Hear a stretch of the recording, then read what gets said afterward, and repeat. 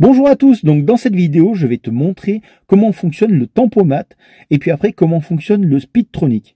Donc le tempomat c'est un régulateur de vitesse qui va te permettre de garder une vitesse constante et par contre le Speedtronic c'est un limitateur de vitesse qui va limiter ta vitesse à un certain niveau. Donc voilà, je te montre tout ça tout de suite.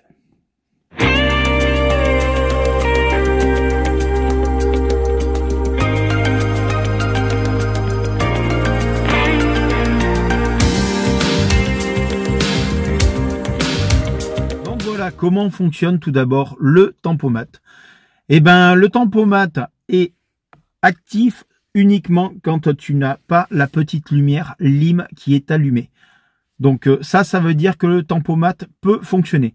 Après donc, il ne peut marcher qu'avec le moteur bien sûr en route et enregistrer une vitesse quand le moteur est en route. Donc comment ça fonctionne? Tu mets le contact, tu démarres, tu commences à partir et admettons tu roules à 70, tu veux enregistrer cette vitesse et donc activer le tempomat. Eh ben, il va te falloir juste lever la petite manette comme ça vers le haut ou vers le bas, comme ceci. Ça va permettre d'enregistrer la vitesse et de la maintenir cette vitesse. Après, par contre, donc, si tu veux peaufiner ta vitesse, tu peux mettre des petits à-coups vers le haut pour remonter un tout petit peu la vitesse ou vers le bas pour légèrement la baisser. Après, le tempomat se désactive systématiquement quand tu vas toucher à la pédale des freins.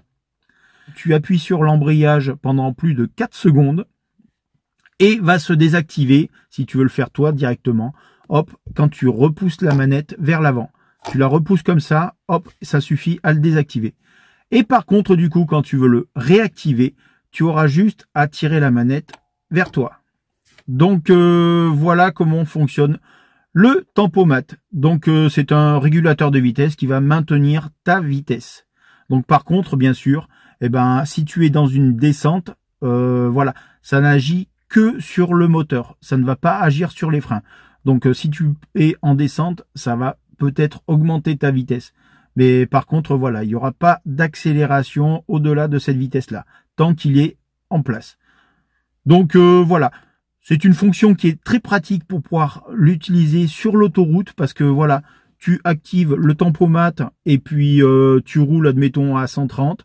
Et puis voilà, quand tu arrives au péage, ben, tu vas freiner ou tu vas le désactiver.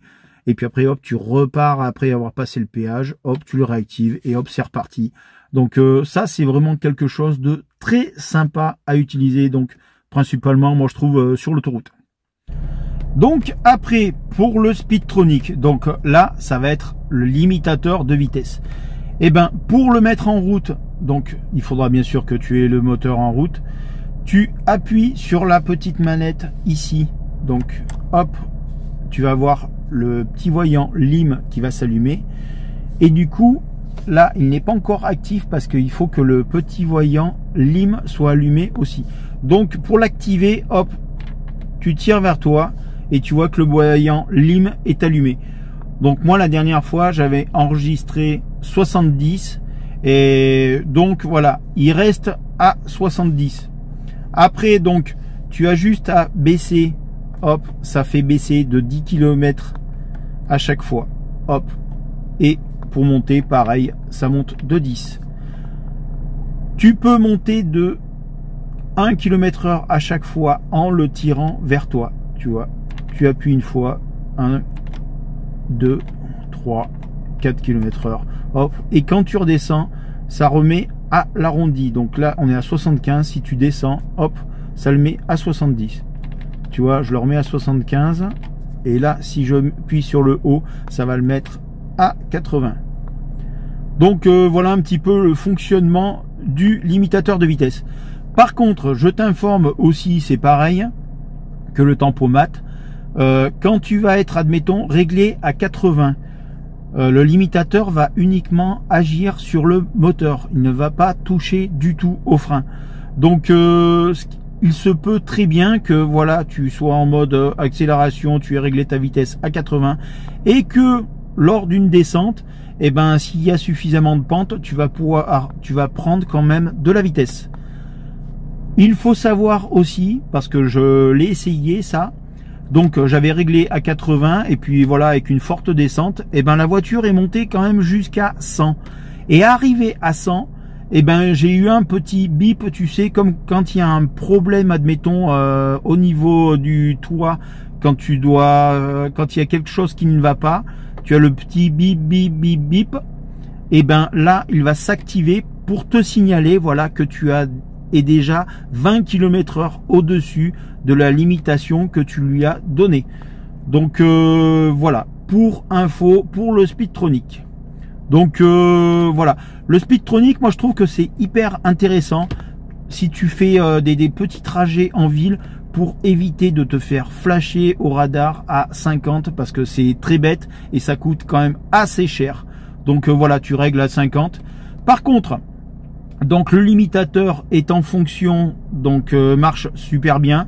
Si jamais tu as mis ton limitateur et que tu dois effectuer, admettons, un dépassement d'urgence, il te suffit d'appuyer à fond sur la pédale d'accélérateur, ça va directement le désactiver. Donc ça c'est pas mal parce que voilà, en cas de nécessité, en appuyant à fond sur l'accélérateur, ça le désactive totalement. Pour le désactiver aussi, bah, tu as juste à repousser la petite manette sur l'avant. Tu vois, ça éteint là-bas le bouton lime. Mais par contre, ça te signale quand même, comme il est allumé ici, que voilà, tu as juste à tirer dessus pour l'activer.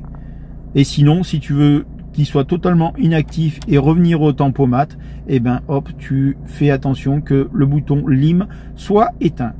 Et voilà. Voilà les amis, j'espère que cette vidéo vous aura plu. Si c'est le cas, n'hésitez pas à mettre un petit like et puis pourquoi pas, bien sûr, vous abonner. Je vous dis à très bientôt. Ciao!